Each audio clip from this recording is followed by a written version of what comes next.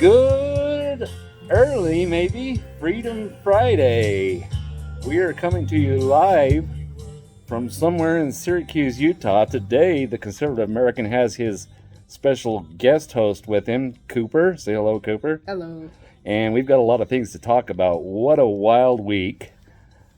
This has been, we have the first ever former sitting president of the United States of America being brought up on dozens of criminal charges and convicted in New York City this past, I guess yesterday. This whole thing has been an absolute kangaroo court joke, and I'll tell you why. I've had a lot of people asking me. I've got a few liberal friends, a few people that have their heads buried in the sand, and they can't understand how I can get behind Trump and support him and say the things that I'm saying.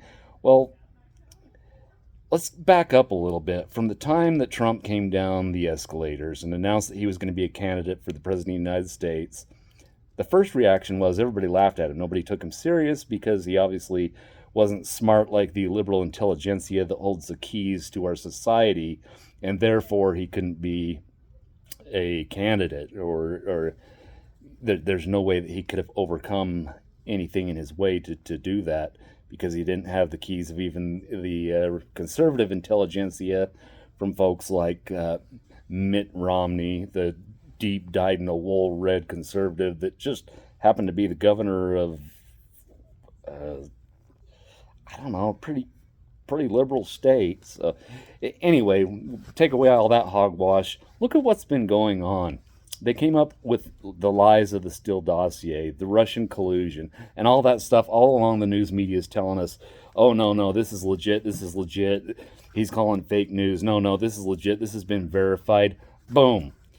Everything he said all along they were doing. He said that it was a paid dossier, that it was Hillary Clinton funding it. Yeah, Hillary Clinton funded it. She paid Fusion GPS a whole lot of money to pull up this dossier from Steele, who was a former spy, or I don't know if you're ever a former spy, but he was well-versed in opposition research, and he dropped this bombshell of a thing that if you read it and took it as face value was horrible. Okay, well, let's go to the next thing.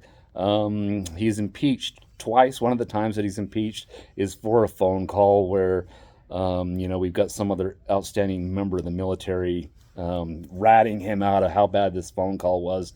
Okay, let's compare and contrast. Joe Biden is on video for everybody to see. Nobody needs an FBI clearance. They don't need to go down into the private hutch deep in the beast of Washington, D.C. To be allowed to see what happened. Joe Biden himself declares on recorded video that, yeah, I was over there in Ukraine, and I said, if you don't get rid of that prosecutor, the prosecutor who was investigating his son working for Burisma, making millions of dollars a month, sitting on the board of an energy company in Ukraine, a lot of questionable things going on there. If you don't get rid of that prosecutor, I told him, you're not getting that $1 billion. And they looked at me and said, you can't do that. And Joe Biden says, watch me. If he's not fired by the time I get on that plane, you're not getting the money. And I think the way he coined it was, well, son of a bitch. They fired the prosecutor. Nothing looked into on Joe Biden on that one.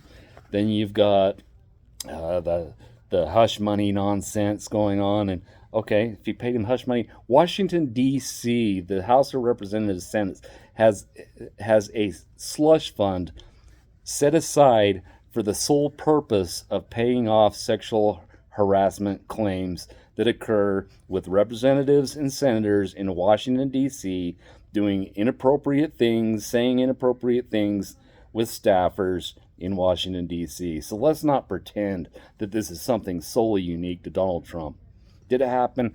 I don't know. But if it did, it doesn't matter. The American public is seeing through this transparent veil of secrecy and conspiracy that has been plagued upon us since 2015 with Donald Trump is so bad, we're going to lose democracy. He's never going to, Robert De Niro, he's never going to leave office. Well, that's weird, Robert, because he did. Otherwise, Joe Biden wouldn't be there. So that's kind of a crazy claim to make there, De Niro and everybody else. Um, People are seeing through all this nonsense. You've got Hunter, making his millions of dollars and all the different contacts back and forth with foreign governments. Nobody's going to look into that. You've got Joe Biden, same charge that Trump is facing with the Florida courts, and Jack Smith, a basically an illegally appointed because it didn't go through the proper channels that's set by statute for a special prosecutor. You got Jack Smith going after him for the documents, top secret documents that are stored at Mar-a-Lago. And that compare and contrast, you've got Joe Biden. Mar-a-Lago, by the way, is probably as hard to get into undetected as it would be to get into, say, I don't know, the White House. Nobody's going to go Nancing in there and walk out with government documents. And yet Joe Biden's house, where he has documents that can be seen in photos with his garage door open and his Corvette sitting there. What was the response we got back with any prosecution on that? Well, the DOJ said, well, he's an elderly man and has a fragile memory and mental comprehension, and due to that, we don't think that we could bring charges against him. Okay, so if that's the case, then he's mentally incompetent to be president, right? Oh, no. Joe is sharp and he's on his game. Isn't that right, Coop? Mm-hmm. Yeah, Joe is sharp and he's on his game. Well, you can't have it both ways. You can't have your cake and eat it too. Either he's competent or he's incompetent. If he's incompetent, then do we really want him carrying around the nuclear codes? Sounds a little sketch to me. Mm-hmm. You've got an incompetent man, and by the way, competency as far as the judicial process is concerned, an affirmative defense for competency only comes from being incompetent at the time that the crime was committed, or incompetent to the point at the time charges are brought that you're unable to comprehend what's going on. It's so blatantly obvious that they don't want to charge him. They want to say he's competent, but then they want to use this. Well, he's just a frail old man, and he's nice. He likes ice cream. We can't charge him for this. You've got boy, Donald Trump and this hush money with this Stormy Daniels horrible thing. Yeah, it's probably not if he did it. Nobody knows for sure, but let's stipulate to the fact, or as if it was fact that he did it. Let's stipulate and say, yeah, he did. Okay, well, let's also stipulate to the fact that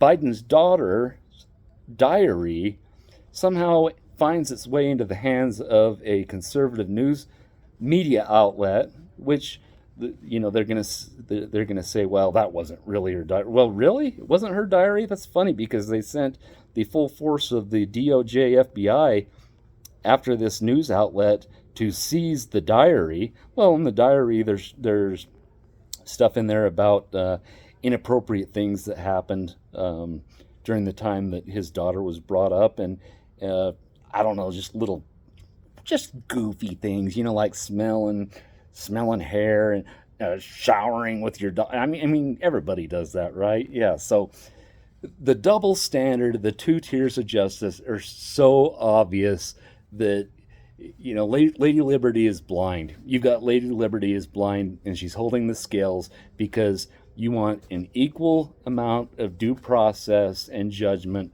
for everybody. It shouldn't matter if you're somebody that's liked, somebody that's hated, somebody that's loathed, somebody that's despised, somebody that's cherished. It should be an equal application of justice for everybody.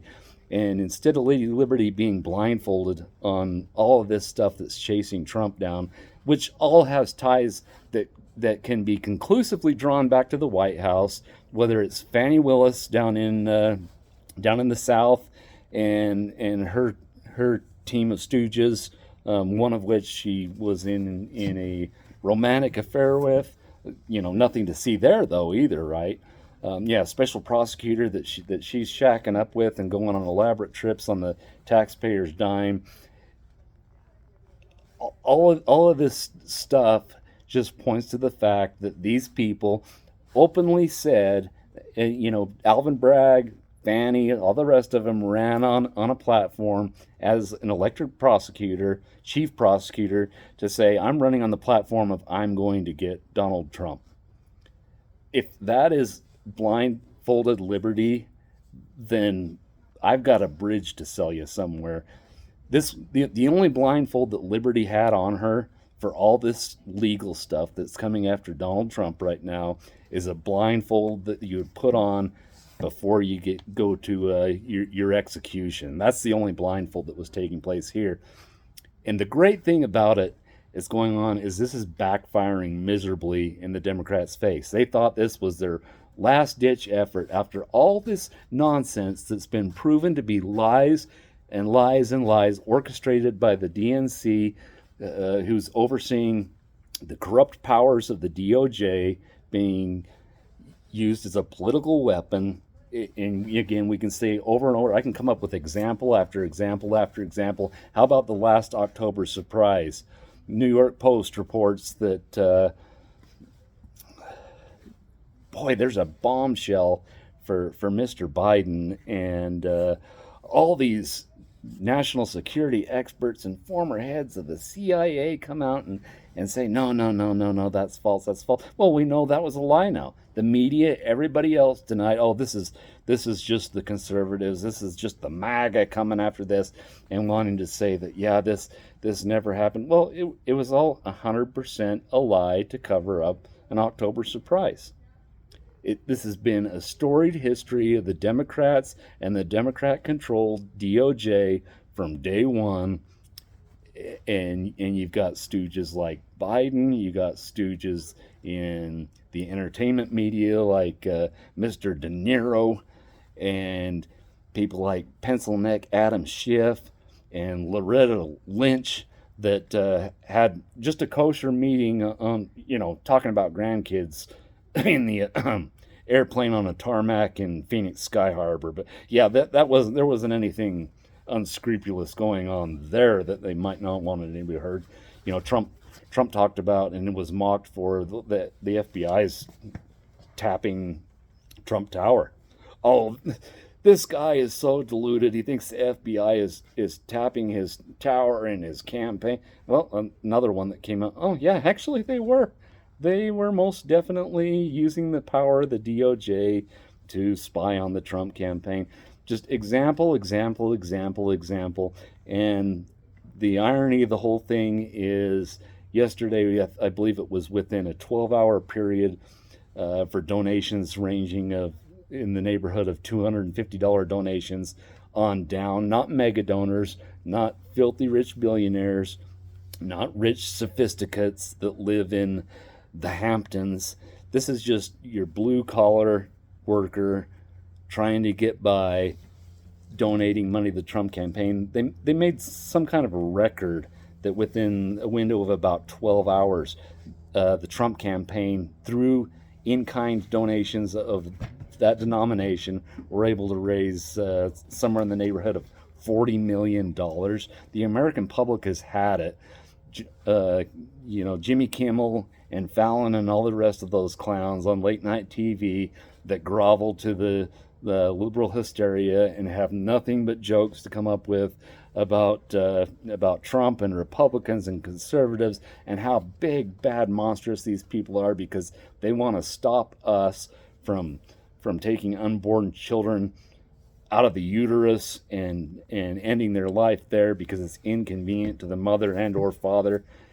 These bad Republicans, well, it's all coming home to roost because the average person is seeing through this, and even the average person that sits on the sidelines, that doesn't want to become involved in politics, that doesn't want to get involved in donating money, that doesn't want to get involved in even voting, which, as pathetic as it may be, there is a large swath of the population that, yeah, between making time to go to the polling place and going jet skiing, they're going to take jet skiing.